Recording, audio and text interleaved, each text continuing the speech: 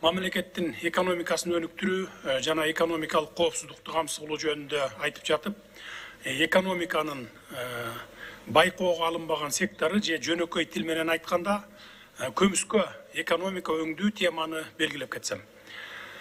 Азыркы учурда өлкөдөгү көмүскө экономиканын масштабтары олуттуу жана жогорку деңгээлде калууда. Улуттук статистика комитетинин баа берүүсү боюнча байкоого алынбаган экономиканын ички дүң продукциясынын көлөмүндөгү үлүшү 2020 жылы ички дүң продукцияга 23,6% түзгөн жана 141,2 миллиард сом өлчөмүндө түзүлгөн. Жүргүзүлгөн эл аралык изилдөөлөрдүн жыйынтыктары Кыргыз Республикасында көмүскө экономиканын деңгээли дале жогору жана ички дүң продукциядан 30-дан 39%га чейин жетиши мүмкүн экендигин көрсөтүп турат. Сиздер бул цифраларды ойлоп көрсөңүздөр, 141 миллиард сом, а балким андан да көп сумма көмүскө жүгүртүүдө болушу мүмкүн.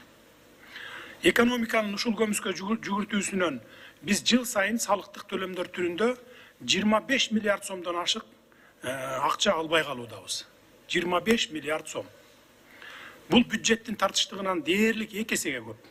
Башкача айтканда, эгерде биз көмүскө экономиканын деңгээлин жок дегенде жарымына төмөндөтө алсак, биз дароо эле бюджеттин бардык тартыштыгын жабат элек. Эгерде андан да көп кыскартсак, анда ал каражаттар мугалимдерге, дарыгерлерге эмгек акыларын жогорулатуу, калктын социалдык жактан аярлуу катмарлар үчүн жөлөк пулдарды көбөйтүү үчүн булак болуп калмак. Ошол эле учурда көмүскө жүгүртүүдөн келип түшүүлөрдүн бөлүгүн биз тышкы карызды жабууга жумшайт элек.